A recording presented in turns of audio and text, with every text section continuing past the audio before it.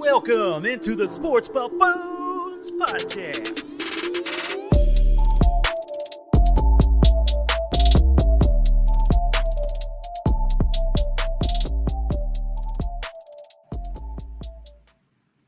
Welcome in, ladies and gentlemen, to another pop-up surprise episode of the Sports Buffoons here.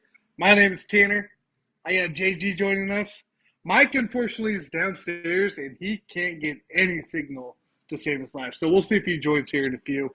But otherwise, we got some things we want to talk to you about real quick here. So tomorrow, this is Saturday, by the way, check out that view, boys and girls, of that river here in Tulsa. At the pool and everything. I'm in the hotel room. JG's outside in the hall with another fabulous view as well. So, but there's a lot going on, JG. We got the NBA Game 7 matchup of round 2 to finally put these series to rest here.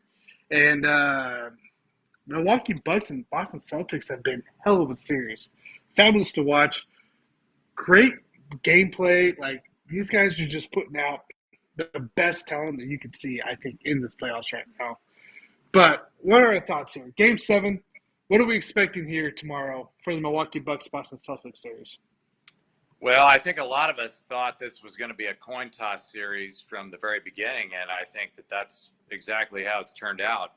I mean, you look at the Bucks. I think everybody thought the series was over when the Bucks went up 3-2, and then lo and behold, the Celtics got another win on the road. Road teams are 4-2 in this series, and so that would give the advantage to the Bucks, in my eyes. But as we know, anything can happen in Game 7s. When you look at the matchups, I look at the Bucks side of the ball. We all know every single game, Drew Holiday has to show up because there's no Chris Middleton. So I think for me in this Game 7. Drew Holiday is the X factor. If he doesn't show up, the thing's over, because I don't care if Giannis puts up 45 points. He could put up 50 and they still lose. And so I think that, if Drew Holiday shows up, give me the Bucks and win, because I just don't see Marcus Smart being able to do for the Celtics what he did in that last game. But I do think Jason Tatum is going to show up no matter what. Jaylen Brown, I think he's probably going to give you 18 to 20 points minimum. So it could be a wild finish, guys. I mean, it's probably going to come back down to the wire.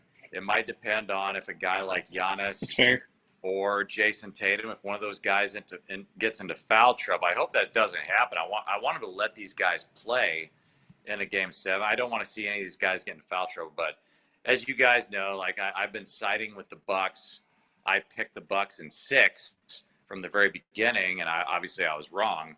But I got to go with my gut feeling here. I said the Bucks are going to win this series, and that's what I'm sticking with. I don't know. I'm still going with the Celtics here. They haven't played on a different level. Kobe, what do you want to say? A former Kobe player that got.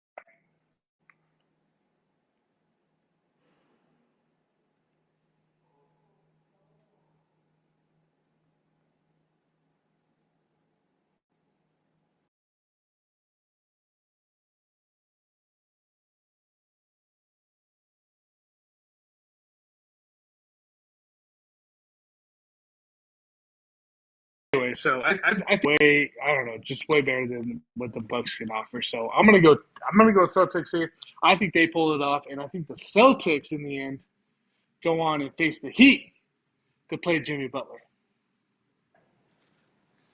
That's going to be interesting either way. So let's move on to the West. What do we see going on in the West right now, Tanner?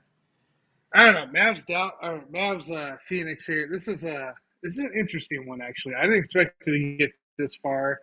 I really thought my theory to go with Dallas being the sneaky team, far-fetched, let's say. But they're taking him to Game 7 here. Luka's doing his thing. He's got Brad. He's got a few other teams on Dallas. So, if Dallas just plays their ball game and can control the pace, Dallas can pull this off. I really think so. I talked about Let's Talk Sports this morning here.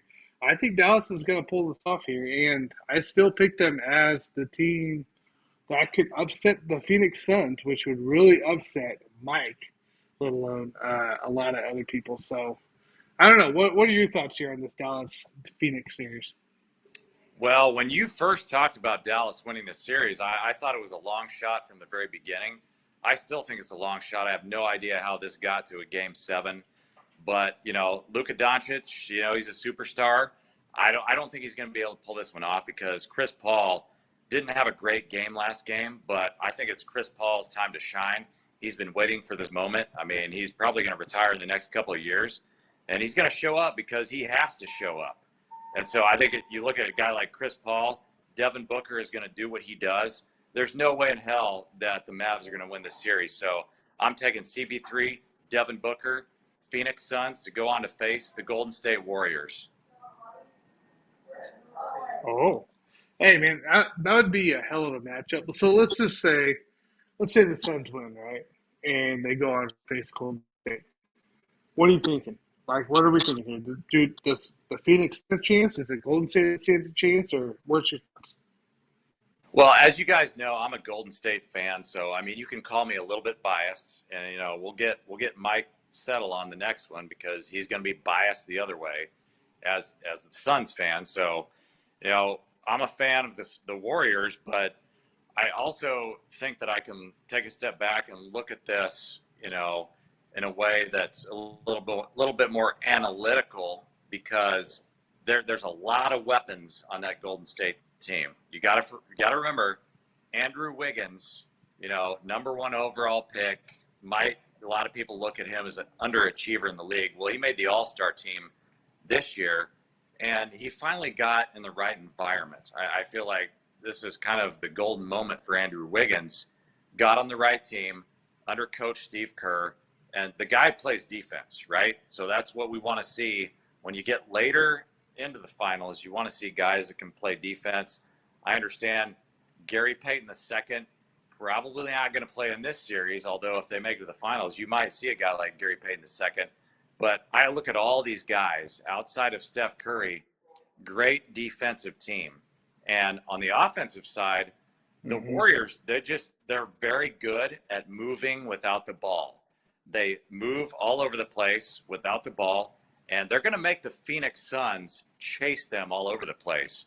Even guys like Devin Booker, I mean, you can say that they like to target guys like CP3, but anybody that's playing defense on the Suns is going to run out of gas.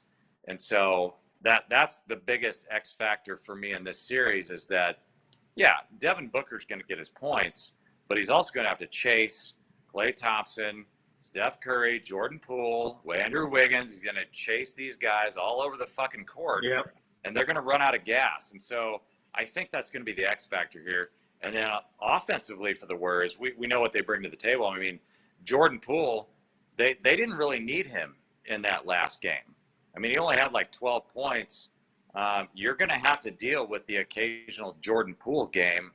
And, if all the Splash Brothers, all 3 of them show up and just explode in the same game, I mean, that's a nightmare matchup for the Phoenix Suns, especially due to the fact that you got a 38-year-old Chris Paul. I mean, he's not at that age where you want to be chasing around a bunch of guys, especially a guy like Jordan Poole. He's 23 years old. These guys just run around. They fly around on defense. They fly around on offense. And I think exhaustion is going to become a factor for the Phoenix Suns. So I'm going to go with Golden State in 6 games, right? Because the Phoenix Suns have home court advantage. So I do see Golden State pulling this thing off in 6 games, and could be a wild series, but I'm certainly looking forward to it. And I know Mike is looking forward to it as well as a Phoenix Suns fan. Okay, so let me ask you this here. Let's just say for some odd reason, Alex Mavericks falls through and Luka gets into the matchup with the Warriors. Is this going to be a series, or is this going to be kind of similar to what you thought this Phoenix series should have been? I'm sorry, say again, who's in a matchup with the Warriors? If the Mavericks would get in the matchup with the Warriors, is this going to be the same thought that with the Phoenix series? Or do you think they're actually going to push the Warriors? Oh no, that would be a disaster. And I don't think anybody in their right mind thinks that the NBA would allow that to happen. I mean, that's a disaster for the league. Your ratings are going to go into the toilet because I personally am not going to watch those games. I think it's a scenario where, Luka's going to put up 40 a game. Well, yeah, it's good for him. I mean, if you're a big fan of Luka Doncic, by all means, you can watch those games. But that would be a gentleman's sweep at best. Otherwise, it's going to be a 4-game sweep. I think the Golden State Warriors would just dominate them, and it would not be fun to watch. I think it would get very ugly in a series like that. Back to you, Tanner.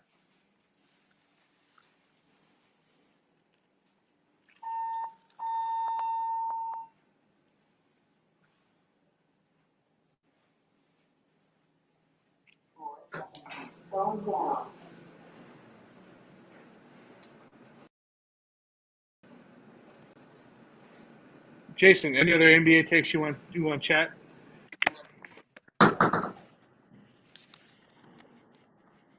Yeah, I'm still here for you all. Okay, cool. Yeah, sorry, I'm low on service here in the hotel room, so I'm catching what I can. What you got, Tanner? What you got? Hey guys, thanks for joining. Oh, I'm just saying. I said thanks for everybody watching here. We will be live Monday night. We'll all be back home, and we'll have our NBA discussion that we have weekly going on, and then we'll have our Wednesday show. So check it out, guys. Also, make sure you check out Let's Talk Sports as well. JG and I were on there this morning talking about some Chiefs and some NBA as well, so go check that out. Other than that, guys, it's time for the pool bar, and this guy's ready to go. So have a great Saturday. We'll catch you Monday. Thanks, all. Have a wonderful weekend, everyone. This is the JG. We're out.